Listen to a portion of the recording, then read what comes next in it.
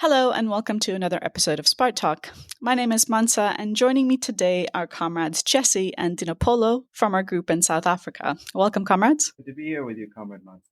Thanks. So my first question to you is, are thousands of white people fleeing South Africa right now? A little bit of context to that question. I'm referring to the meeting between Ramaphosa and Trump that happened last week on the 21st of May, where if you didn't know anything about South Africa, you would think that something is happening that is causing lots of white people to flee the country. So could you give us a little bit of context as to how to make sense of that? Yeah, well, first off, in South Africa, that notion is absolutely ridiculed. Nobody thinks that. In fact, the joke going around is they're calling it the Great Sec, which is slang for the Great Fuck Off, taking off on the Great Trek, but the Boers.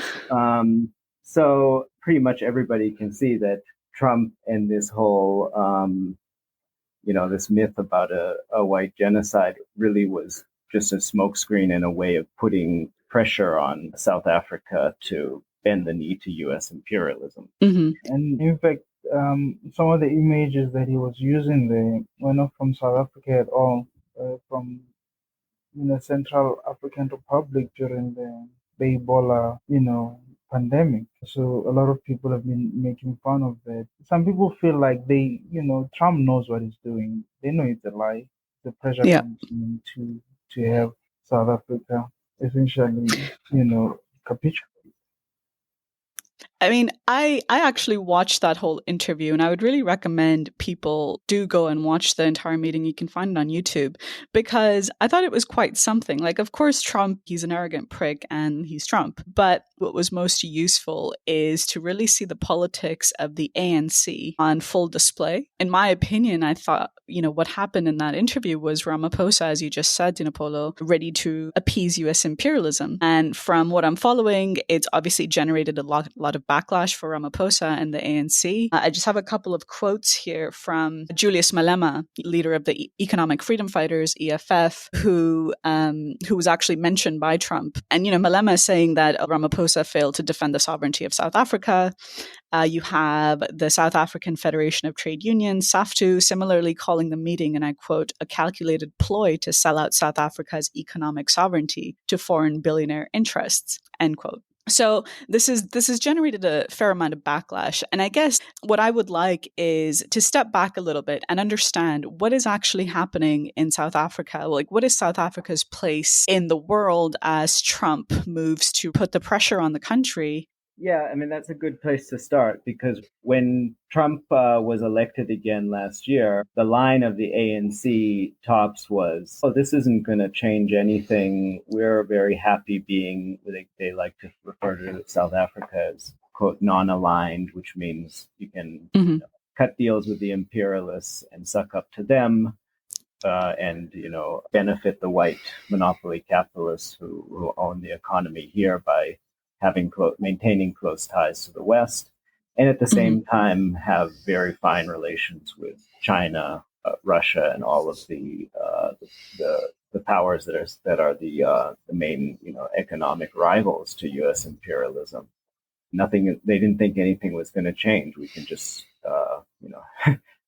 hold hands and be friendly with everybody. And really, what's happened since January 20th is that Trump has completely shattered this fantasy, and the ANC has, both because they're in a coalition with the openly pro-imperialist parties like the DA and the Freedom Front Plus, who are tied to the people, the racist special interest Afrikaner organizations like AfriForum that have been pushing this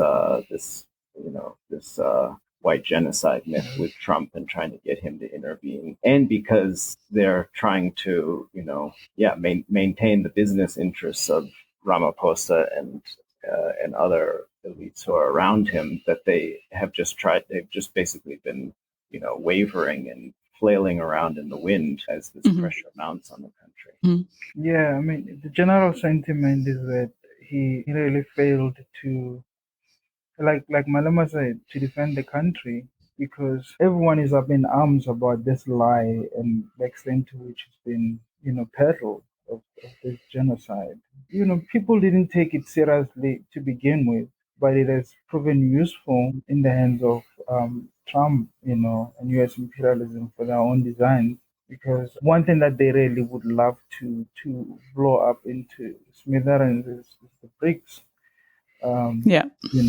as a way of pushing back against Chinese influence in the continent. And South Africa is one of the weaker countries in that bloc. I think it's interesting to see how this will develop, but Ramaphosa's performance is deplored, to say the least. I just want to correct, what I said earlier. So the images are from DRC, not Central African Republic. I'm glad you brought up BRICS because, of course, South Africa is a member state of the BRICS. And again, if you were watching this interview, you would not think that was the case because there's no real illusion that South Africa has got other, quote, partners that it's in a bloc with, but they seem to be really trying to orient to the needs of US imperialism. Now, we have an article. It's called The Middle Road is a Road to Hell that we recently published in Spartacist. Well, I guess first to talk about the headline, and Jesse, I think this is what you explained a little bit, that the ANC government is trying to straddle this middle road. They thought it was all going to be fine, nothing fundamentally was going to change, and they could kind of keep doing things as they'd been doing and carry on with this middle road, still go Russia, China a little bit, and the US as well. But I'm just going to read out a quote from the article. You say that many can sense that the country is like a deer trapped in the headlights, about to be smashed by the Trump train. So I guess, if you could explain a little bit what you mean by the headline, that the middle road is a road to hell. What exactly does the ANC hope? How does it hope to steer the country? I think actually, in some ways, the delegation that they sent to the White House is a pretty clear illustration of what they imagine to be the middle road and why it is the road to hell for the masses in this country. Because really, a lot of people have commented the de facto leader of that delegation was Johann Rupert, embodiment of the landlords as a class.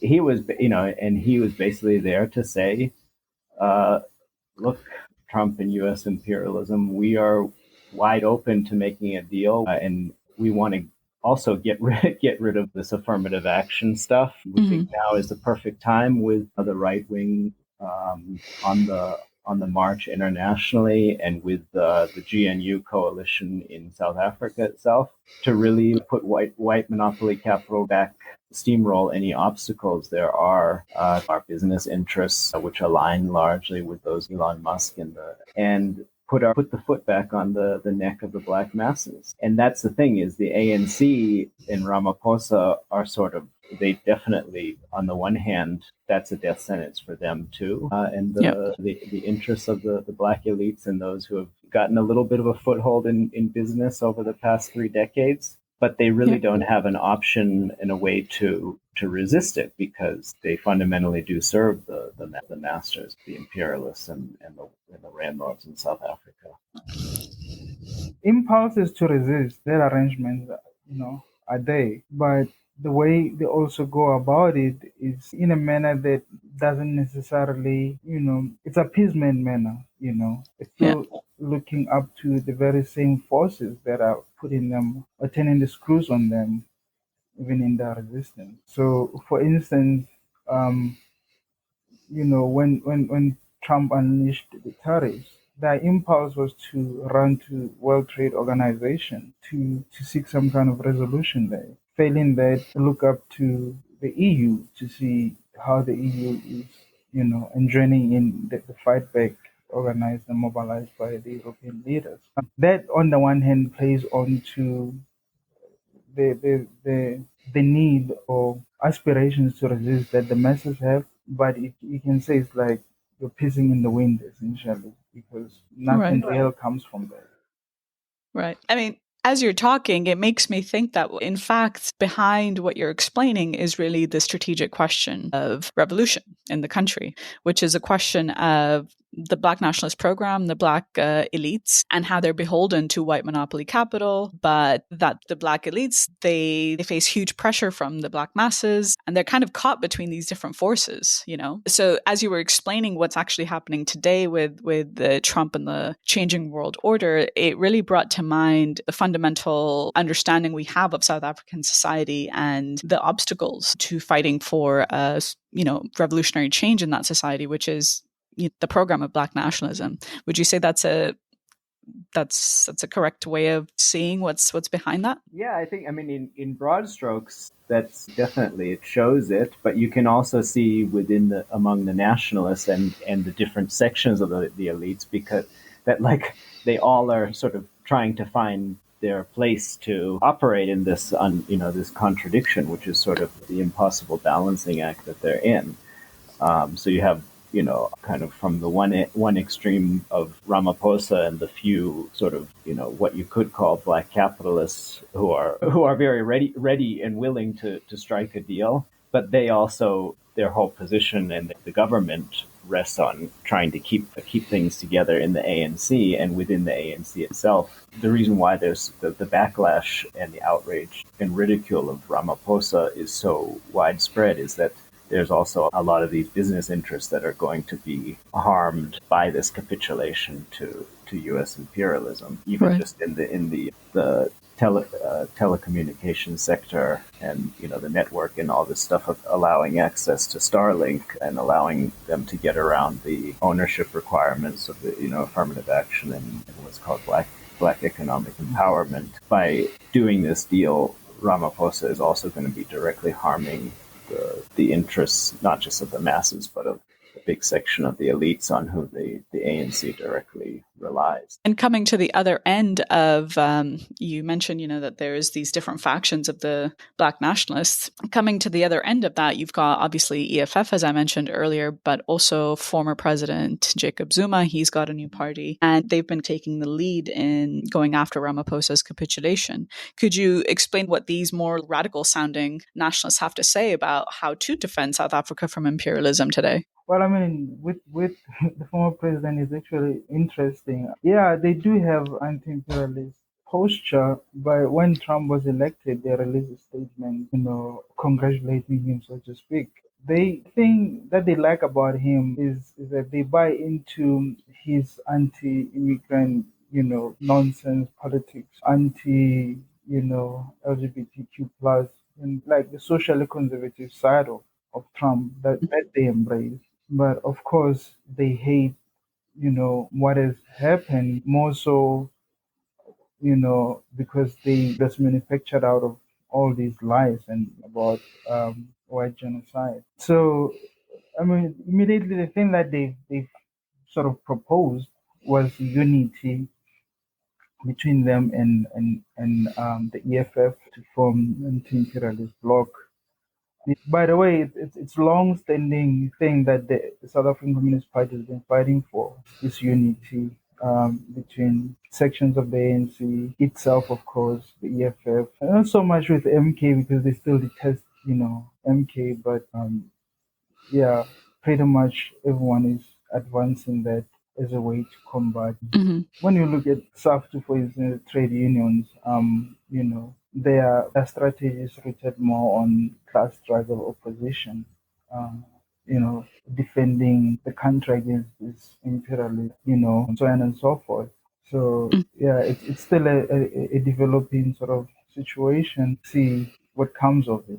But so far, those are sort of, in the main, the positions that have been put forward. Yeah, and I think that it shows something, which is that EFF should be looked at a little bit differently from MK, but both what they and the MK, what characterizes their politics is that they do want a more hard stance against imperialism because they also orient to sections of the Black elites and the middle class that are going to suffer more and going to be more under the boot from this onslaught from Trump and U.S. imperialism. But the way that they always want to do it is always tailored to how you can attract the backing of these sections of the elites. And although they appeal to the masses and their interests and their aspirations. It's in order to get them behind this or that section of the black elites. And for them, what they all want, they all see, even EFF and Malema, as radical as their rhetoric can be, they all see that everything to fight against Trump and U.S. imperialism has to be done through the Constitution, the courts, the parliament, because that really is the route which, the elites, even as they're trying to get out from, sort of resist the stranglehold of imperialism, that is the route that they prefer, not one of actually mobilizing the masses in struggle. Yeah, I noticed Malema explicitly said that Ramaphosa failed to defend the Constitution, and therefore, this was a capitulation. I guess I want to park that side of the discussion for a second now and turn to what is the broader situation in the country in terms of the balance of class forces. What is the mood like amongst the working class? And I'm reading here in the article, Malema proclaimed 2025 the year of the picket lines. So has there been class struggle? How are the masses reacting to Trump's, increasing bullying of South Africa? Could you give us a little bit of a sense of the reaction from the other side? Well, yeah, that's a good point, because I do think that the situation is somewhat contradictory, because on the one hand, there is a lot of anger building up, and people know what this is going to mean, what bending the knee to the U.S. imperialists is going to mean. But at the same time, there hasn't actually been, for South Africa, which has a very militant working class and has often been sort of like strikes and everything, kind of at the forefront of global labor militancy. It's been very subdued, definitely in the last year. And that really has to do with just the horrible,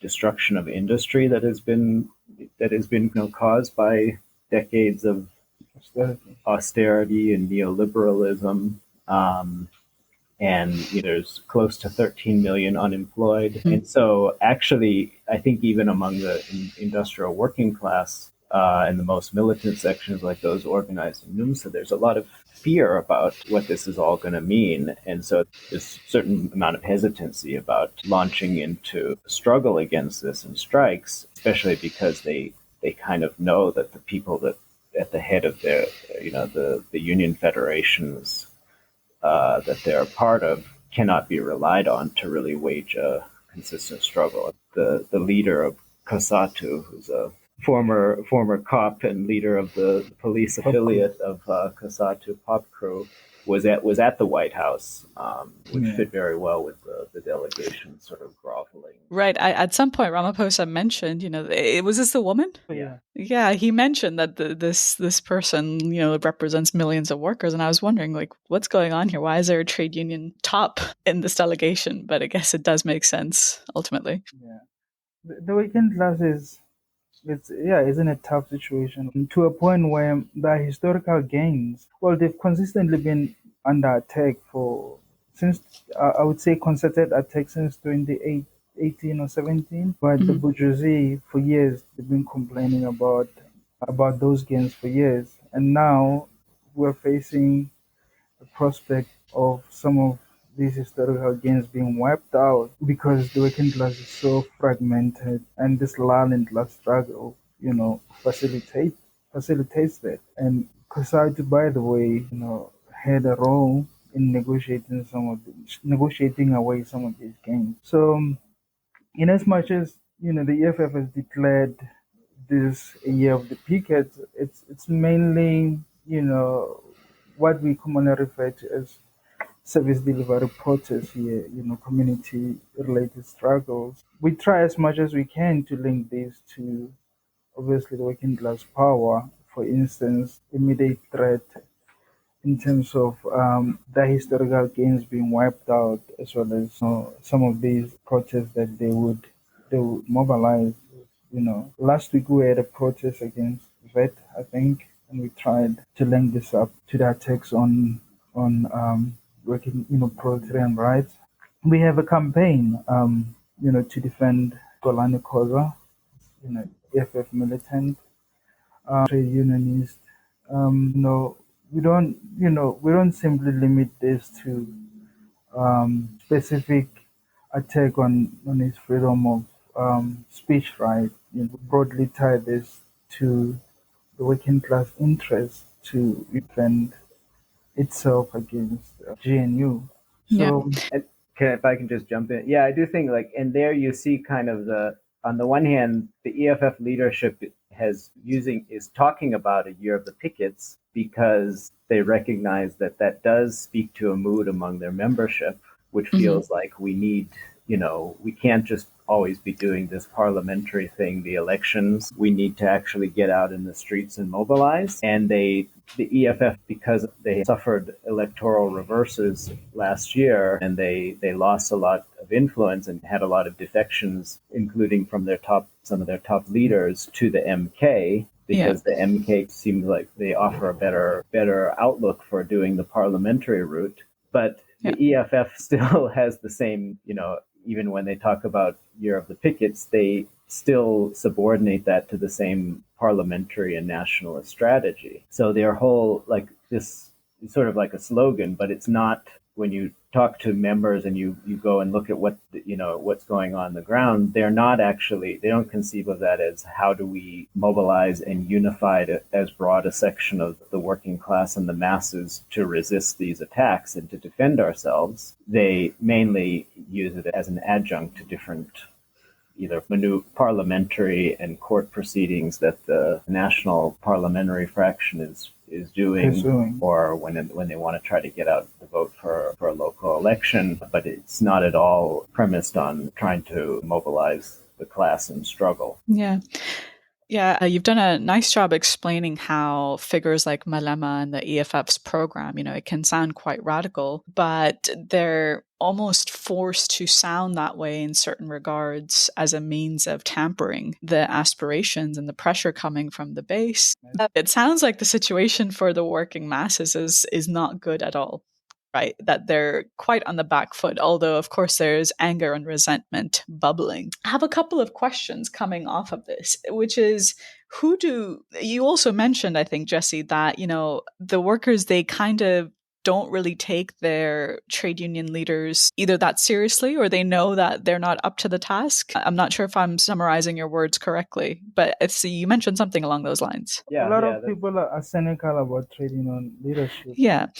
So my question is, sorry, go on. Yeah, I was going to say trade union membership has declined. Mm-hmm. So it's like I don't see a reason to join, a union. Mm-hmm. There's still significant representation, people are not inspired by that leadership. Right. I guess my question was, who do the workers look to, if they do at all? Because I know, of course, EFF can turn out really big rallies and those numbers look quite impressive.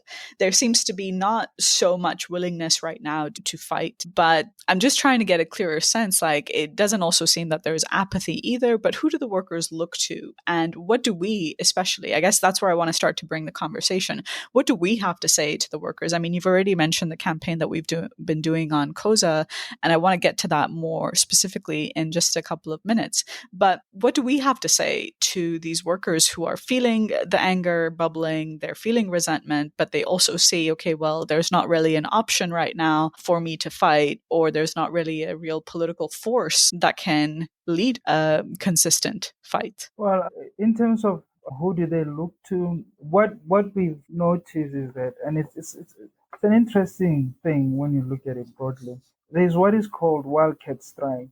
I mean, when workers feel like they have to fight, they toss away legal requirements to go on strike and just walk out, So what unions do, especially because of the union, they would then try to figure out ways of speaking for those workers as a way of managing the situation, of course. Speaking for those workers without necessarily throwing them under the bus. Because they're in a position where they talk about organizing the unorganized, but without really doing anything to making sure that that happens. And out of frustration, workers will be forced to take those measures. But it only happens a lot of times when they feel like they have to. In the public sector, for instance. In the, private sector, you also see situations where workers work out when it seems like their leaders are taking too long to resolve some matters. BMW strike last year comes to mind. So, so unions would be forced to engage. Essentially, it's like they're forcing the question on their leadership that way. On the one hand, one can argue that the unions, given the red tape, for instance, of going on strike, they have an interest in stoking something like that because it allows them a way around the red tape, but they don't necessarily favor it. It's just the relative situation today. I mean, in such instances, of course, we all detest the leaders that exist today. I guess the general position is to argue for new leadership that doesn't simply speak about bread and butter issues, but also talk about the general situation in which the oppressed black masses find themselves in. Because that is not simply the thing that confronts the working class, bread and butter issues. Their lived reality also intersect with that national oppression that we've mentioned earlier. So that is just the general line, but obviously one has to be specific when dealing with concrete situations, to be specific. Yeah, and a big problem, I mean, especially when you look at the left, including sort of more radicals and militants in the EFF and the Marxist left, is that a lot of times their response to the lack of confidence in the union leadership is to simply turn away from fighting the obstacle and basically, capitulate to the idea that the unions are useless and aren't going to do anything against the horrible unemployment and the imperialist suffocation of the country and the destruction of the economy. And so they tend to divide between those who make their peace and try to suck up to the existing union leadership or pressure the left wing of the union bureaucracy, and those who they're lot in just with the EFF and write off the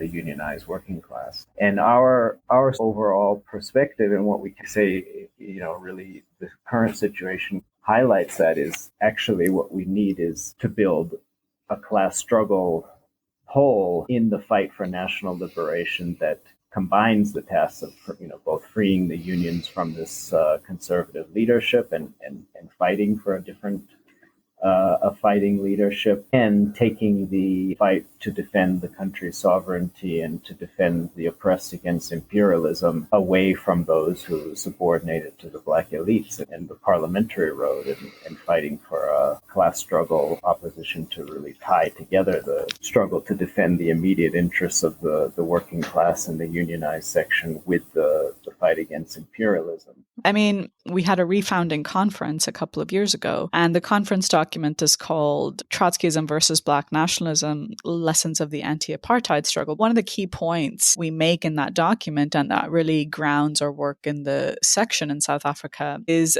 these two pitfalls: either to raise just completely economist demands under the name of class struggle, or to just capitulate to the nationalists. So it's this like flip-flop that has constantly plagued the left in the country, where they're unable to do exactly what you were saying, Jesse, which is to motivate that, yes, there is national oppression, which deeply animates the masses, but to actually fight for national liberation, you need a class struggle strategy, which is the only way to really expose the hold of these leaders of the trade unions, of the Black nationalists, like in the ANC and the EFF and so on. So I just wanted to alert our readers to that. I want to come back a little bit to now. And what we propose, I mean, you've touched on broadly the perspective that we have, which is, okay, class struggle perspective. But in this article, we have a couple of concrete demands about what South African masses should fight for in order to defend South Africa from Trump's onslaught. And I wonder if you could give our listeners an explanation of what we have to say. Yeah, I can kick that off. Like you're saying, the wing of the left that mainly confines its demands and its slogans to economism and sucks up to kind of the social democratic trade union bureaucracy. They also tend to say that there's nothing that the most crass expression of it is the followers of the international keep left. I forget what is their international, the Cliffites. Sorry, I don't even know if they have an international. Okay. Anyway, the Keep Left organization, their slogan is "Workers have no side in the trade war between the U.S. and China," because It's just see China as imperialist. stupid and awful. Which, as you can see in the South African here, I mean, generally that's just completely bankrupt and a capitulation of U.S. imperialism. But in this South African context, it also means that basically you are saying Marxists have nothing to offer to fight against the imperialist subjugation and blackmail of the country at the hands of the U.S. And what we say is, no, absolutely, workers have an interest in taking a side in defense of China in this trade war, which also means defending South Africa and other countries of the global South against further imperialist strangulation, but that it needs to be done on a program and with a perspective to fight that is completely counter to that of the Communist Party of China's, program, which is basically just fundamentally trying to maintain and continue the U.S. liberal order, which Trump and the U.S. imperialists are now trying to dismantling. And that kind of a perspective is only going to further alienate workers internationally and lead to further exacerbating the divisions among the victims of imperialism. And so one of the things that we put forward in our article is that to fight for anti-imperialist unity, what is needed is for workers in Africa and in China to exchange elected delegations that will actually cut through the divide and rule and the isolation of China by U.S. imperialism by basing a common struggle on the needs of the workers in both China and in Africa to advance the most urgent tasks of national development against and defend themselves against attack from U.S. imperialism. So that's one of the demands that we raise. Obviously, the whole African continent is bled dry by imperialist debt, and so we have to fight to unite the masses by waging a struggle to cancel the debt to the imperialists. And that also, again, it poses the need to fight for a different leadership and strategy of the anti-imperialist struggle from the nationalists, who are actually, if you look at what the nationalist leaderships are doing across Africa, is they are actually further entrenching these divisions in the face of Trump's attacks. They're all in their own way lining up to kiss the ring and bend the knee because they're looking out for the narrow interests of the national elites in their own countries. But that's really only going to result in further enslavement of the entire continent to U.S. imperialism. There is, as we've been talking about, quite a bit, people do not think Ramaphosa is going to be able to provide any kind of reliable, response to Trump and U.S. imperialism. But at the same time, the actual strategy of the nationalists who are in opposition, including the EFF and MK, is that they are looking to the day when Ramaphosa and the ANC will decide to ditch the government coalition with the DA and the white pro-imperialist parties in order to form a coalition with themselves. And so actually what they're doing is continuing just to, paralyze and disorient their own members and ensure that this lackey of imperialism is going to continue to call the shots. And so one of the things that we raise as a slogan is quite popular among trade unionists and EFF militants is that to fight U.S. imperialism and to fight the DA, you need to dump the butchers of Marikana. I want to start talking a little bit about the campaign that we've been waging to defend Xolani Khoza. You've mentioned it already, Dinapolo. I wondered if you could just give our listeners a little bit of context, because I think that case also highlights the huge repression that exists in the country against militants and against really going up against the government of GNU, and why it's so essential for the left and any radical elements to come out and unite in order to defend this brave fighter, and why that's actually crucial to also building anti-imperialist unity on the ground. Yeah, so I think it was June or May, last year. He was arrested after posting a TikTok video calling on his comrades, I guess, in the EFF and others with an interest to protest the GNU. Specific thing that he called for was a mass shutdown. A mass shutdown, broadly speaking, you can call it a general strike. It's a language that everyone knows and understands in the country. Once you say mass shutdown, you're talking about a strike.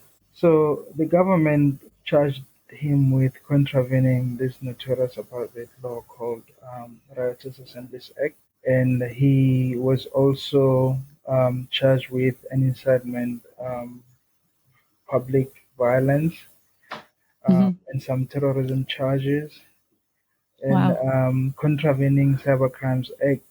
Uh, um, his case is actually one of the cases that test this new law. So it'll be interesting to see what happens in the end.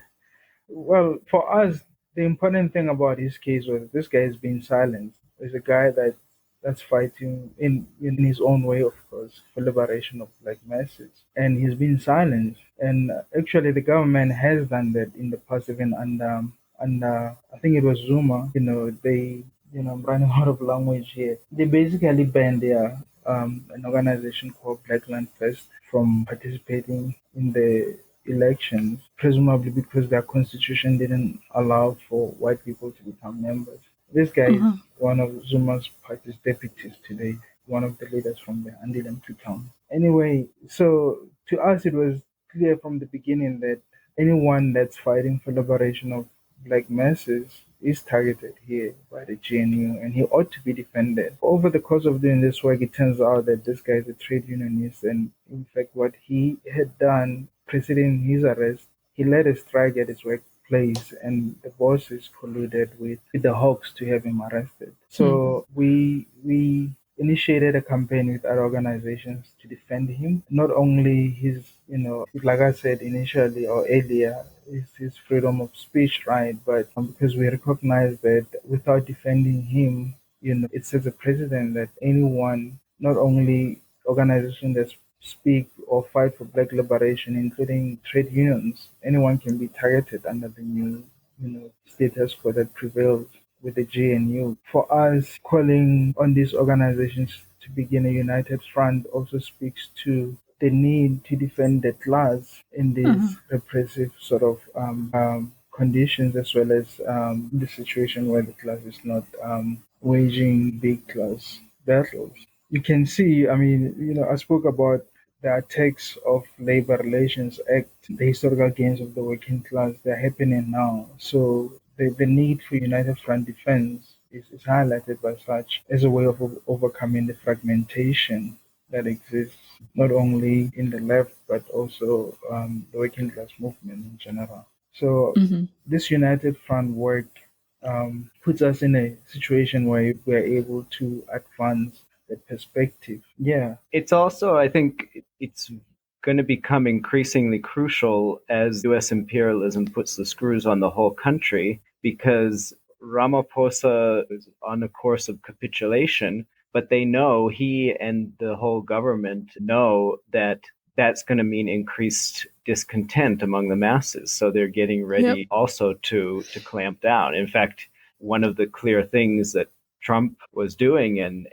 this delegation of white monopoly capitalists and sellouts to the imperialists were sort of groveling at his feet, is he was demanding that people like Malema be put away, either arrested or otherwise taken out of action, which we know is, U.S. imperialism has a long history of doing. So defending, that's something that entire working class and the anti-imperialists need to fight against, obviously defending Malema and the EFF against these attacks. But that's going to be a lot easier, and we're going to be in a lot stronger position to do that if by starting with a mobilization to defend somebody like Polanyi, who there is quite a lot of openness and interest in taking up his case among EFF members across the country, but also among members of the trade unions, including members of COSATU unions, who normally can be quite politically hostile to the EFF.